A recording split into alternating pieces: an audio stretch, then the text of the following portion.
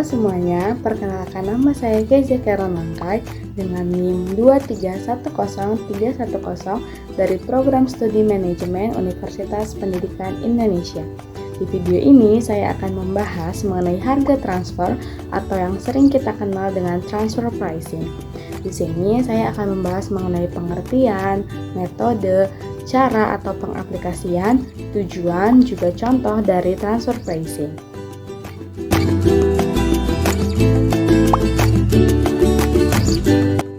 Transfer pricing atau harga transfer adalah suatu kebijakan yang diatur oleh perusahaan untuk menentukan harga transfer atas suatu transaksi, baik harga atas barang, jasa, harta tak berwujud, atau transaksi finansial yang dilakukan oleh perusahaan. Transfer pricing ini biasanya dilakukan antara divisi penjual dengan divisi pembeli dalam satu perusahaan yang sama. Prinsip dari harga transfer adalah langkah yang diambil harus menguntungkan keseluruhan perusahaan, karena pada akhirnya adalah untuk mementingkan laba perusahaan. Nilai dari barang yang ditransfer adalah pendapatan bagi divisi penjual dan biaya bagi divisi pembeli. Contoh dari transfer pricing ini yang sederhana ialah, misal dalam satu perusahaan terdapat dua divisi, yaitu divisi buah kering dan divisi kemasan. Divisi buah kering tentu memerlukan kemasan untuk mengemas buah keringnya untuk dijual. Nah, jika divisi buah kering membeli dari pihak eksternal, maka biaya yang perlu dikeluarkan ialah 200 per unit.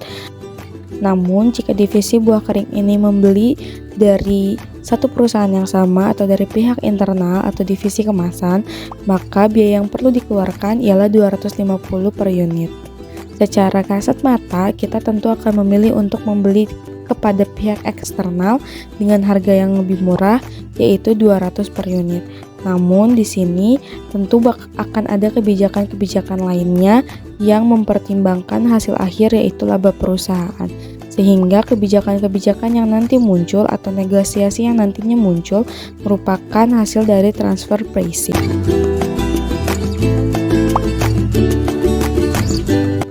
Terdapat 5 metode dalam transfer pricing ini. Yang pertama, metode perbandingan harga. Metode ini dapat dikatakan menjadi metode yang paling akurat karena metode ini memperlakukan perbandingan harga transaksi dari pihak yang memiliki hubungan istimewa dengan harga transaksi barang sejenis dengan pihak yang tidak memiliki hubungan istimewa. Namun, sering terjadi permasalahan pada metode ini, yaitu mencari barang yang benar-benar sejenis untuk kedua belah pihak. Yang kedua adalah metode harga penjualan kembali. Produk yang telah dibeli dari pihak yang mempunyai hubungan istimewa akan dijual kembali kepada pihak lain yang tidak memiliki hubungan istimewa.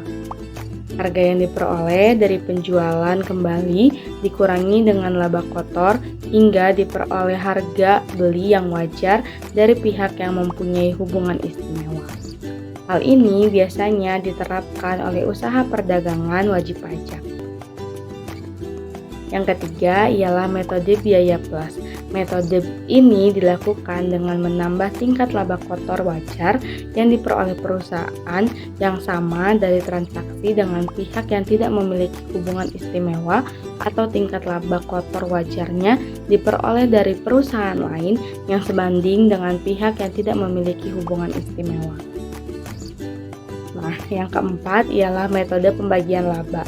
Metode ini dapat mengidentifikasi laba gabungan atas transaksi afiliasi yang akan dibagi oleh pihak-pihak yang mempunyai hubungan istimewa dengan menggunakan dasar yang bisa diterima secara ekonomi, sehingga dapat memperkirakan laba yang selayaknya dari kesepakatan antar pihak yang tidak memiliki hubungan istimewa. Selanjutnya yang kelima ialah metode laba bersih transaksional. Metode terakhir ini membandingkan presentase laba bersih operasi terhadap biaya penjualan aktiva atau dasar lainnya atas transaksi antara pihak-pihak yang mempunyai hubungan istimewa. Dengan presentase laba bersih operasi yang diperoleh dari transaksi sebanding dengan pihak yang tidak memiliki hubungan istimewa, atau presentasi laba bersih operasi yang diperoleh atas transaksi sebanding yang dilakukan oleh pihak yang tidak mempunyai hubungan istimewa lain.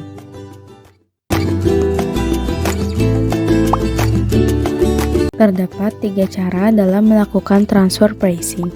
Yang pertama ialah jual dengan harga modal, dan yang kedua ialah jual dengan harga pasar. Yang terakhir ialah negosiasi. Dalam proses negosiasi terdapat dua hal yang perlu diperhatikan.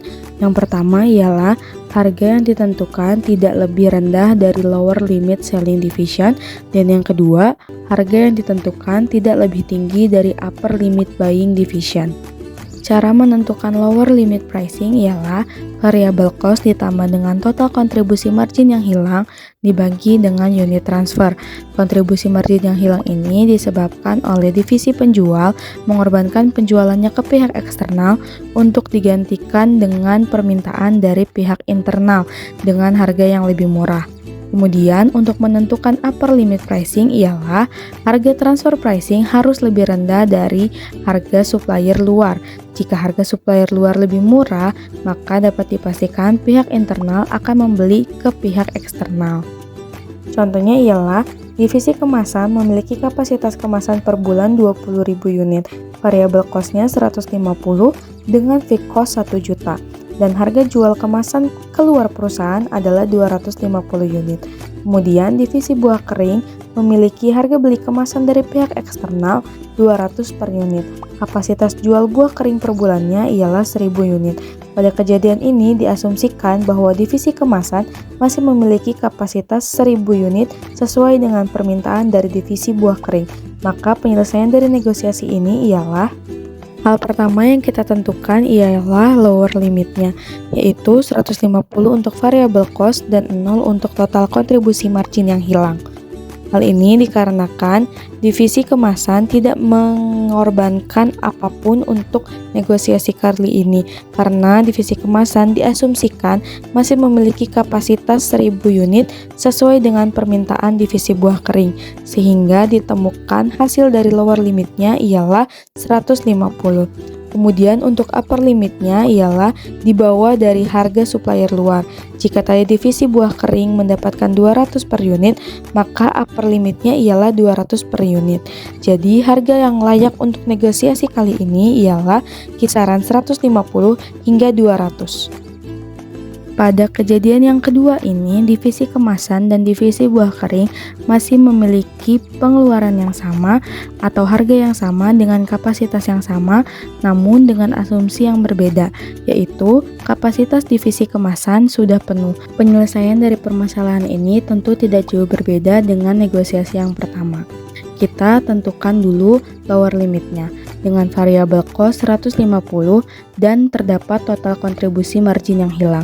Hal ini dikarenakan tadi diasumsikan bahwa kapasitas kemasan dari divisi kemasan ini sudah tercukupi, yaitu 20.000 unit. Dan jika divisi kemasan ingin menerima permintaan dari divisi buah kering, maka divisi kemasan perlu untuk mengorbankan penjualannya terhadap pihak eksternal.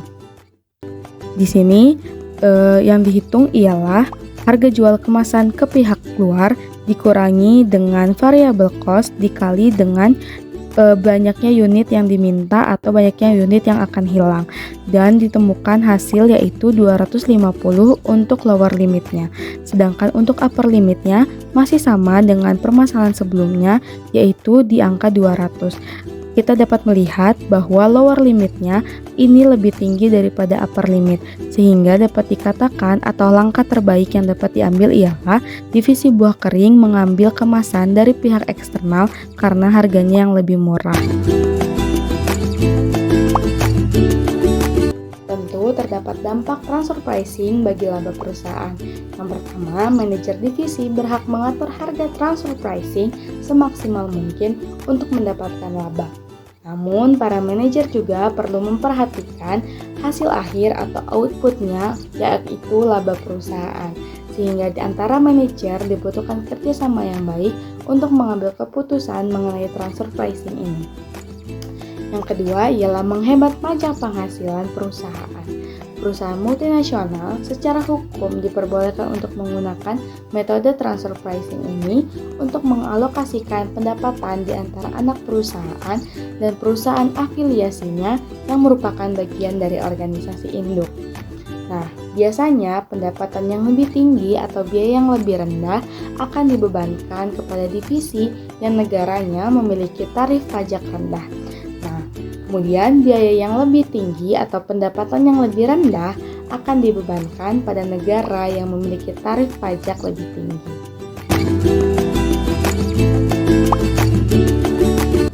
Apa sih sebenarnya tujuan dari transfer pricing ini? Tujuan transfer pricing yang pertama ialah penilaian kinerja yang akurat.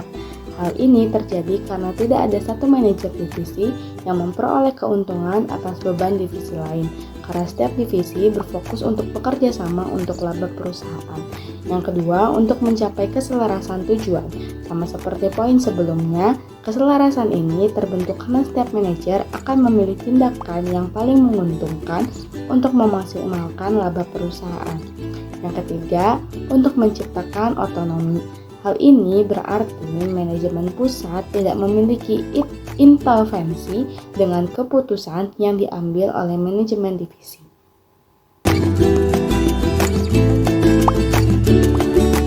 Sekian yang bisa saya sampaikan mengenai harga transfer. Mohon maaf bila ada kesalahan. Terima kasih.